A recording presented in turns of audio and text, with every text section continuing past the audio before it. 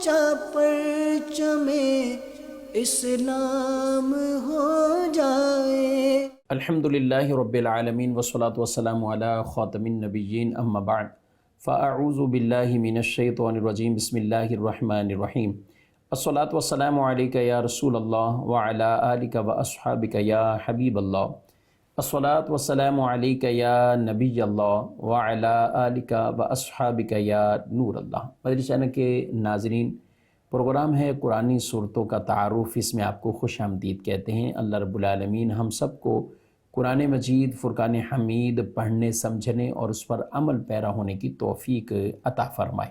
ہمارے پیارے نبی صلی اللہ تعالی علیہ وآلہ وسلم کا فرمان عظمت عالی شان ہے، ان اول الناس بی یوم القیامہ اکثرہم علیہ صلاۃ۔ قیامت کے دن میرے سب سے زیادہ قریب ترین وہ ہوگا جو مجھ پر کثرت سے درود پڑھتا ہوگا۔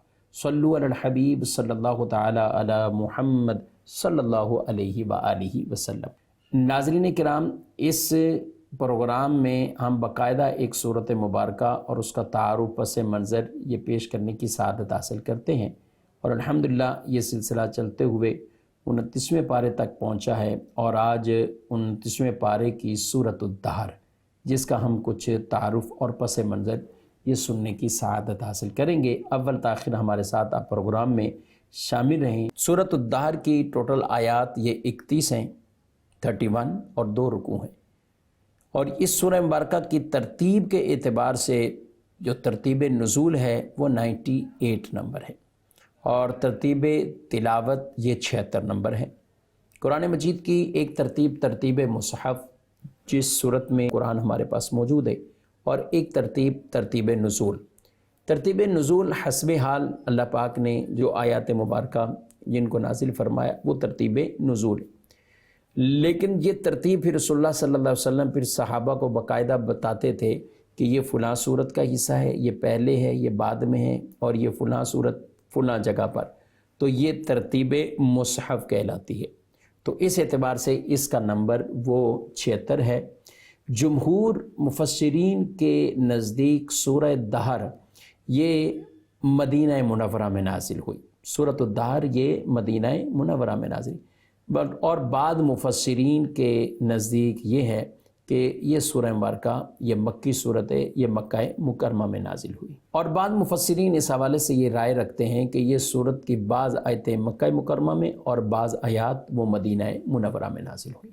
دہر یہ کہتے ہیں کہ ایک لمبے زمانے کو، عرصے کو، یہ عربی زبان میں دہر کہتے ہیں۔ سورہ دہر کا ایک نام سورہ انسان بھی ہے، چونکہ اس کی پہلی آیت میں ہی اللہ پاک نے انسان کی تخلیق کے حوالے سے جو کچھ بیان فرمایا ہے، تو اس مناسبت سے اس سورت کو سورہ انسان بھی کہتے ہیں، لیکن ظاہر اس کا جو معروف اور مشہور نام وہ سورہ دہر ہی ہے۔ اس سورت مبارکہ میں اللہ پاک نے انسان کی تخلیق کے حوالے سے ابتدا میں ہی بیان فرمایا، اور انسان کی جو عمومی قسمیں ہیں، ایک شکر گزار انسان اور ناشکر، تو ان دونوں قسموں کو بھی اس سورہ مبارکہ میں اللہ نے بیان فرمایا ہے۔ نیک لوگوں کے اوصاف بیان کیے گئے، اور جن کی بدولت وہ جنت کے حقدار بنتے ہیں، ان اوصاف کو بیان کیا گیا۔ اس سورہ مبارکہ میں اللہ کی راہ میں خرچ کرنے کے حوالے سے بھی بیان فرمایا گیا، اور نبی کریم صلی اللہ علیہ وسلم جن کو کفار نے طرح طرح کی اذیتیں پہنچائیں، ستایا، تو آپ صلی اللہ علیہ وسلم کو اللہ پاک نے صبر کی تلقین فرمائی اور صبر کا حکم ارشاد فرمایا۔ قرآن پاک میں دیگر اور مقامات پر بھی اس طرح کے ارشادات موجود ہیں۔ تو بڑھتے ہیں ناظرین کرام اس سورہ مبارکہ کے کچھ مضامین کے اوپر، باقاعدہ آیت مبارکہ، اس کا ترجمہ، اور پھر اس کا کچھ خلاصہ تفسیر بھی ہم سننے کی سعادت حاصل کریں گے۔ پہلی آیت مبارکہ ہے، اللہ پاک ارشاد فرماتا ہے، هل اتى على الانسان حين من الدهر لم يكن شيئا مذكورا۔ بے شک آدمی پر ایک وقت وہ گزرا کہ وہ کوئی ذکر کے قابل چیز نہ تھا۔ انسان پر، آدمی پر ایک وقت وہ گزرا کہ وہ کوئی قابل ذکر چیز نہ تھی۔ اب یہاں پہ مراد اس سے مختلف لیا گیا کہ اس انسان سے کیا مراد۔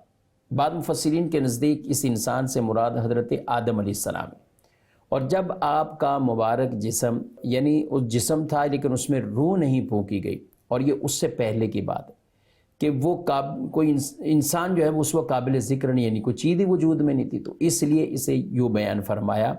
اور یہ بھی کہا کہ آپ کا وہ جسم مبارک مکہ اور طائف کے درمیان تھا جبکہ اس وقت ابھی روح نہیں پھونکی گئی، یہ ایک قول ہے۔ تو اکثر مفسرین کے نزدیک اس آیت میں جو انسان فرمایا اس سے مراد آدم علیہ السلام، یعنی آدم علیہ السلام کے جسم پر 40 سال کا عرصہ، روح پھونکنے سے پہلے جو 40 سال کا عرصہ وہ گزرا ہے کہ جس میں وہ جب روح ہی نہیں پھونکی ہوئی تو وہ ایک مٹی کا گویا کہ خمیر تھے، تو ان کا کہیں ذکر نہیں ہے، نہ کوئی اور انسان تھا کہ وہ کوئی ان کے بارے میں سوچے یا کوئی بات کرے، تو کوئی تھا ہی نہیں۔ تو اس سے مراد آدم علیہ السلام کا مبارک وہ جسم ہے کہ جب روح نہیں پھونکی گئی تو وہ قابل ذکر نہیں، یعنی اس وقت کوئی ان کو ذکر کرنے والا جبکہ کوئی اور موجود ہی نہیں ہے۔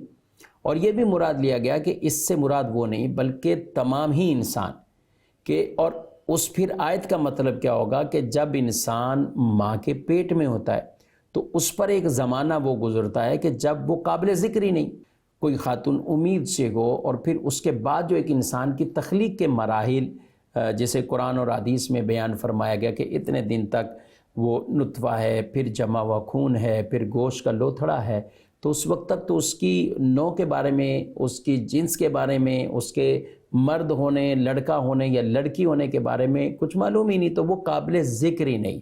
تو اس سے مراد پھر وہ انسان، یعنی یوں لیں کہ تمام ہی انسان اس سے مراد ہیں جب وہ یہ زمانہ اپنی ماں کے شکم میں اور پیٹ میں گزارتا ہے تو وہ کوئی قابل ذکر نہیں ہے۔ علماء کرام نے اس آیت کے تحت ایک بڑا پیارا نقطہ بیان کیا ہے کہ انسان پر تو یہ زمانہ آیا کہ وہ قابل ذکر ہی نہیں ہے اور نہ کسی کو بھی پتہ ہے، جبکہ اس سے یہ نقطہ بھی بیان کیا گیا کہ آدم علیہ السلام کے بارے میں یہ کہ وہ بھی کسی کو ذکر ہی نہیں ہے، پتہ ہی نہیں ہے، لیکن ہمارے نبی صلی اللہ تعالیٰ علیہ وآلہ وسلم وہ ہیں کہ دنیا میں تشریف تو سب نبیوں کے بعد میں لائے ہیں مگر آپ کا ذکر پہلے سے ہے۔ آدم علیہ السلام تو انہوں نے بھی وسیلے سے جب دعا مانگی تو محمد صلی اللہ علیہ وسلم کے مبارک نام کا وسیلہ دیا کہ جس کو عرش پر نام، اللہ کے نام کے ساتھ نام جڑا ہوا اور لکھا ہوا ہے۔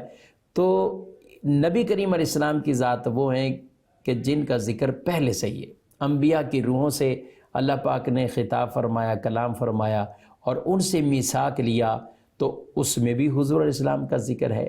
آدم علیہ السلام کی تخلیق ہوتی ہے تو یہ عرش کے پایوں پر حضور علیہ السلام کا ذکر پاتے ہیں۔ تو جن کے بارے میں یہ آدم علیہ السلام کو کہا گیا کہ اگر انہیں پیدا نہ کرنا ہوتا تو آدم تجھے بھی پیدا نہ فرماتا۔ آگے ارشاد فرمایا اِنَّا هَدَيْنَاهُ السَّبِيلَ اِمَّا شَاكِرًا وَإِمَّا كَفُورًا، بے شک ہم نے اسے راستہ دکھا دیا، اب یا شکر گزار رہے یا نہ شکری کرنے والا ہے۔ یعنی اللہ پاک فرما رہا ہے کہ ہم نے ان کے لیے سارے راستے واضح کر دیے، کائنات میں پوری نشانیوں کو واضح کر دیا کہ وہ کائنات کے اندر غور و فکر کر کے بھی وہ اللہ کی معرفت اور رب تک پہنچ سکتے ہیں کہ رب تعالیٰ ہے، اس کائنات کو کوئی بنانے والا ہے۔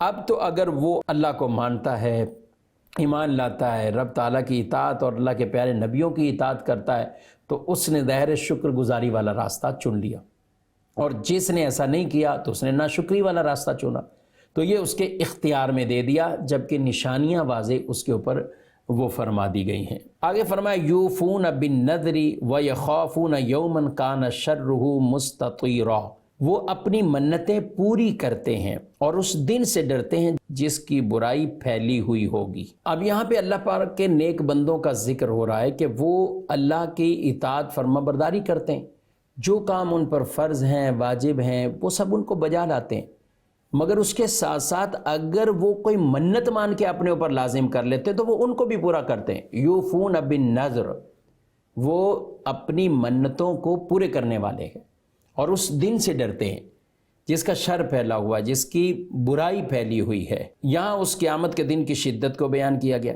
کہ وہ قیامت کے دن کے جب آسمان پھٹ جائیں گے، ستارے گر پڑیں گے، چاند سورج بے نور ہو جائیں گے اور پہاڑ ریزہ ریزہ ہو جائیں گے، زمین پر کوئی عمارت باقی نہ رہے گی، تو اس سے وہ ڈرتے ہیں۔ تو یہاں پہ اپنی نظر، اپنی منت کو پوری کرتے ہیں۔ اب منت کی مختلف صورتیں ہوتی ہیں، ایک بندہ ویسے ہی بغیر کسی شرط کے اور بغیر کسی پر معلق اور موقوف کیے خود ہی منت، اللہ کے لیے مجھ پر اتنے روزے ہیں، مجھ پر اتنا صدقہ کرنا ہے، تو یہ بغیر کسی اس کے یہ لازم ہو جاتی. منت جس کا زبان سے باقاعدہ تلفظ کرتا آدمی اور بولتا ہے، اور اس کے کلمات ایسے ہیں کہ جو منت والے ہیں، اور اتنی آواز سے بولیں کہ کم از کم اپنے کان سن لیں. اچھا، ایک تو یہ ہوا. ایک یہ ہوتا ہے کہ کسی چیز پر موقوف کر کے منت ماننا. اگر مریض اچھا ہو گیا تو میں یہ کروں گا، اگر فلاں آ گیا خیر و عافیت سے تو میں یہ صدقہ کروں گا. تو یہ سب منتیں کہ جو آپ نے مشروط کر دی.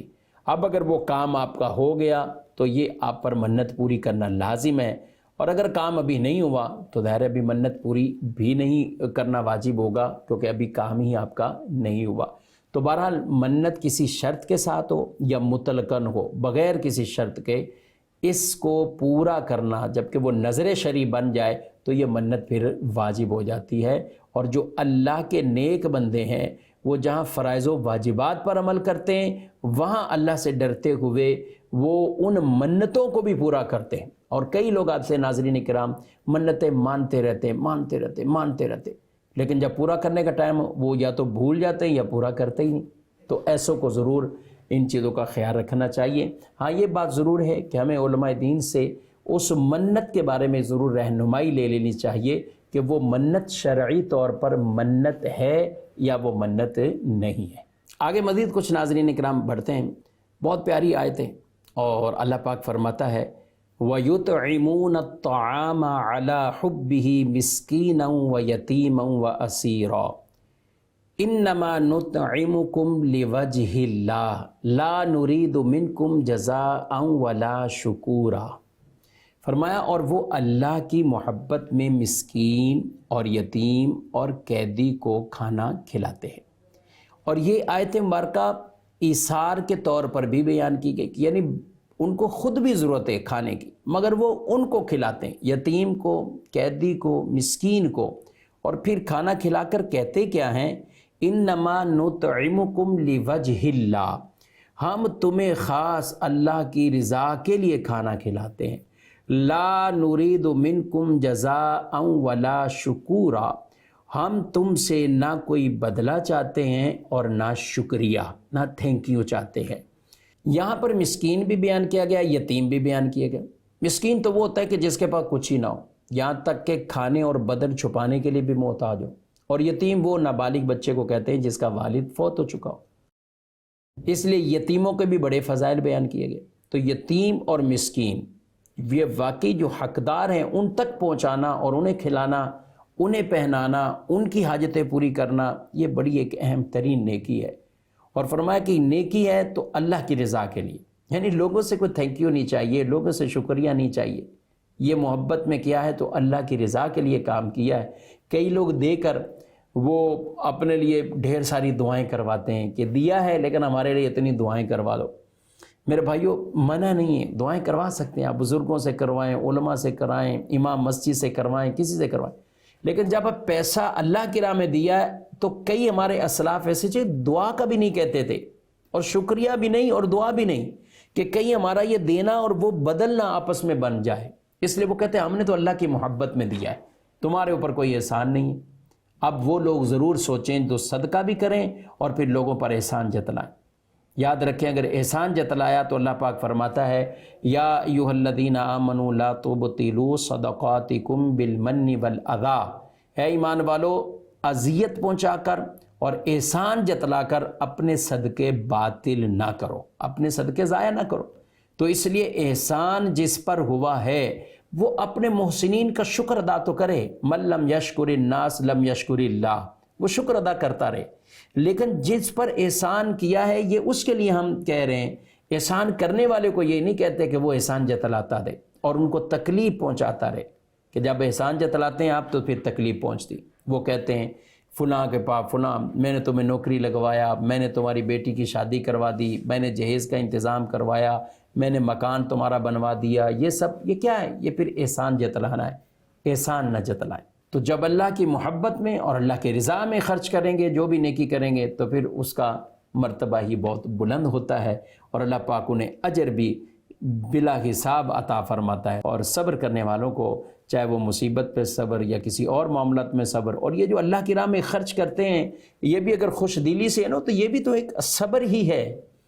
تو اللہ پھر اجر بھی انہیں بہت زیادہ عطا فرماتا ہے۔ آگے اللہ پاک نے آیت نمبر 23 میں قرآن کے نزول کے حوالے سے بیان فرمایا کہ قرآن ہم نے تھوڑا تھوڑا کر کے نازل فرمایا۔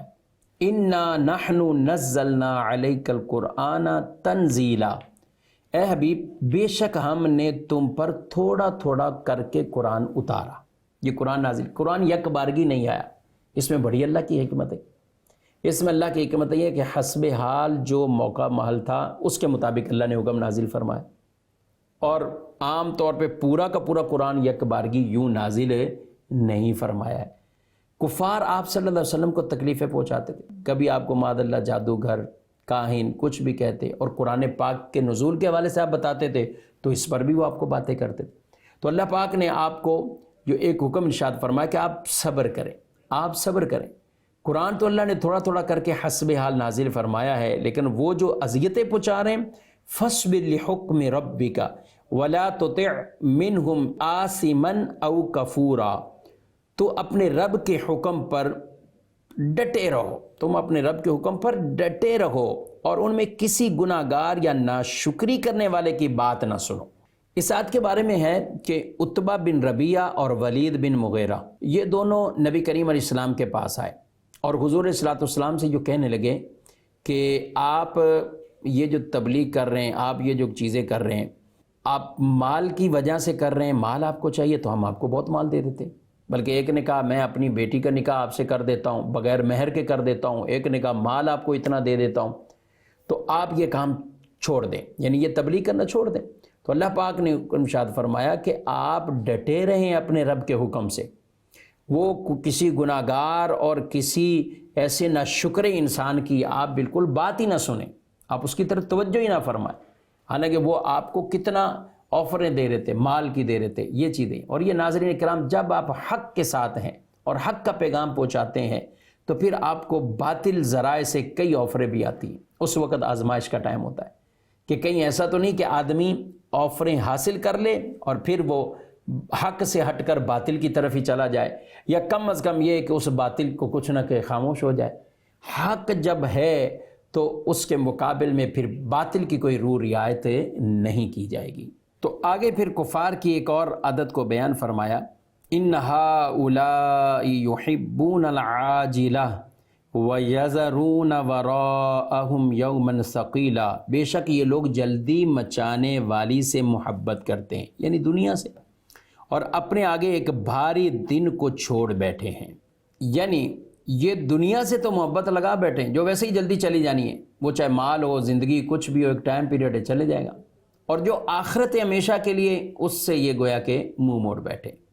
یاد رکھیں ناظرین کرام، جب دین کو چھوڑ کر دنیا حاصل کی جائے گی تو پھر ظاہر دنیا بری چیز ہے، اور دین کے ساتھ ہے اور یہ وسیلہ بن جائے اچھی چیز ہے، یعنی دین بھی ہے اور دنیا کا حصول ہے۔ ہاں، دنیا کی محبت نہ اپنے اندر آنے دے، وہ اسی طرح رہے کہ میں کسی کا محتاج نہ ہو جاؤں، میں کسی کو دینے والا بنوں، لینے والا نہ بنوں۔ مال زائد ہے تو اس کے حقوق پورے کروں اور اللہ کی راہ میں اسے خرچ بھی کروں، وہ چاہے علماء پر خرچ کرنا، دین کے طلباء پر خرچ کرنا، وہ اور نیکی کے کاموں پر خرچ کرنا، یہ ہمارے اسلاف کے انداز طریقے تھے، اور ایسے بھی ہمارے اسلاف گزرے ہیں۔ حضرت عبد الرحمن بن عوف رضی اللہ تعالیٰ عنہ، آپ روزے میں تھے، جب افطار کا وقت آیا تو کھانا آپ کے سامنے لایا گیا تو آپ رونے لگ گئے۔ غزوہ احد آپ کو یاد آیا کہ مصعب بن عمیر تھے رضی اللہ تعالیٰ عنہ، کہ جن کے لیے کفن کے لیے اتنا کپڑا نہیں تھا کہ اگر سر پہ ڈالتے تھے تو پاؤں کھل جاتے تھے، پاؤں پہ ڈالتے تھے تو سر کھل جاتا تھا۔ حضرت حمزہ رضی اللہ تعالیٰ عنہ جن کی شہادت کو یاد کر کے روتے تھے، اور آپ وہ اعلیٰ کھانا ترک کر دیتے تھے، اور کہا کہ مجھے ڈر لگتا ہے کہ ہمیں جو کہا گیا کہ دنیا تم پر کھول دی جائے گی، دنیا تم پر زیادہ آ جائے گی، تو آپ اس کو یاد کر کے یہ ترک فرما دیا کرتے تھے۔ ایسے بھی اسلاف گزرے۔ دنیا سے ایسے لگاؤ نہ ہو کہ جو آدمی کو دین سے دور کرنے کے ذرائع بن جائے۔ آج جن کے پاس پیسہ زیادہ ہوتا ہے وہ نمازوں میں اتنے ہی زیادہ دور ہو جاتے، وہ نیکی کے کاموں میں اتنے ہی دور ہو جاتے۔ ہمارے کی بات نہیں کر رہے، لیکن ہر ایک اپنا محاسبہ ضرور کر سکتا ہے۔ حضرت عبداللہ بن مبارک رضی اللہ تعالیٰ عنہ آپ کپڑے کی تجارت کرتے تھے، اور آپ اتنی دور دور خراسان کے علاقے میں آپ جاتے اور تجارت کر کے آتے، لیکن آپ نے ایک دفعہ فرمایا اگر یہ 5 ہستیاں نہ ہوتی تو میں تجارت نہ کرتا۔ آپ سے پوچھا کہ کون سی 5 ہستیاں نہ ہوتی؟ تو آپ نے فرمایا حضرت سفیان ثوری، حضرت سفیان بن عیینہ، حضرت فضیل بن عیاض، حضرت محمد بن سماک، حضرت ابن علیہ رضی اللہ تعالی عنہم، کہا کہ اگر یہ 5 نہ ہوتے تو میں تجارت تر کر دیتا۔ اچھا یہ کرتے کیا تھے؟ تجارت کے لیے اتنا لمبا سفر بھی کرتے، اور جب آتے واپسی تو اپنے اہل خانہ کے لیے جو خرچ تھا وہ نکالتے، اپنے حج کے معاملے میں جو خرچ ہوتا اسے بھی نکال لیتے، اور بقیہ جو مال بچتا تھا وہ ان 5 ہستیوں پر ہی خرچ کر دیتے، انہی میں تقسیم کر دیتے، ان کو پیش کر دیتے تھے، خدمت میں انہیں پیش کر دیتے تھے۔ تو یہ بھی انداز ہے۔ تو اس لیے ہمیں بھی اگر اللہ نے نوازا ہے تو ہم بھی دین کے معاملات کے اندر بھی معاون بنیں، اور ان مال میں لوگوں کا حق بھی سمجھیں، یتیموں کا، مسکینوں کا، بیواؤں کا، محتاجوں کا، اور ہم ان پر بھی خرچ کرتے رہیں گے تو ظاہر ہے پھر یہ دنیا سے محبت نہیں کہلائے گی۔ آپ ان کی نیت بھی ساتھ شامل کر لیں گے تو انشاءاللہ اللہ آپ کو اس کا اجر بھی عطا فرمائے گا۔ آگے اللہ پاک ارشاد فرماتا ہے ان ھذہ تذکرہ فمن شاء اتخذ الی ربہ سبیلا، بے شک یہ ایک نصیحت ہے تو جو چاہے اپنے رب کی طرف راہ اختیار کرے۔ وما تشاءون الا ان یشاء اللہ ان اللہ کان علیما حکیما، اور تم کچھ نہیں چاہتے مگر یہ کہ اللہ چاہے، بے شک اللہ خوب علم والا، بڑا حکمت والا ہے۔ یدخل من یشاء فی رحمتہ والظالمین اعد لهم عذابا علیما، وہ اپنی رحمت میں جسے چاہتا ہے داخل فرماتا ہے، اور ظالموں کے لیے اس نے دردناک عذاب تیار کر رکھا ہے۔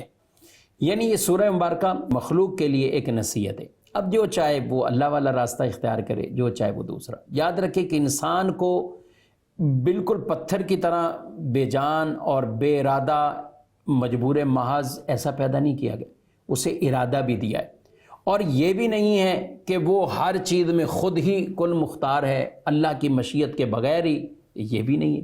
وما تشاءون الا ان یشاء اللہ، اور جو تم چاہتے ہو مگر یہ کہ جو اللہ چاہتا ہے، تو یعنی اللہ کی مشیت سے ہی ہوگا۔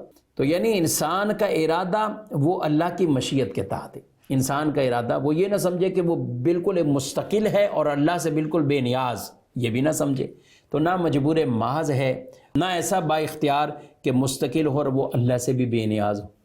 آگے فرمایا جسے چاہے وہ اپنی رحمت میں داخل فرماتا ہے، یعنی جنت میں داخل فرماتا ہے۔ جن کے لیے جہنم ہے یعنی کفار، جو سب کچھ یہ دیکھ کر بھی اللہ پر ایمان نہ لائے، تو ان کے لیے پھر وہ دوزخ ہے، اور اس کے عذابات کو بیان کیا گیا۔ ناظرین اکرام، یہ سورۃ الدہر تھی جس کا کچھ خلاصہ آج پیش کرنے کی سعادت حاصل کی ہے۔ اللہ رب العالمین ہم سب کو قرآن مجید فرقان حمید پڑھنے سمجھنے کی توفیق عطا فرمائے، اور قرآن کے نور سے میرے اور آپ کے سینوں کو روشن منور فرمائے۔ انشاءاللہ العزیز آئندہ پروگرام میں سورۃ المرسلات کے حوالے سے کچھ عرض کریں گے۔ اللہ عمل کی توفیق دے، آمین بجاہ النبی الامین صلی اللہ علیہ وسلم۔ یہی ہے آرزو تعلیم قرآن عام ہو جائے، ہر ایک پرچم سے اونچا پرچم اسلام ہو جائے۔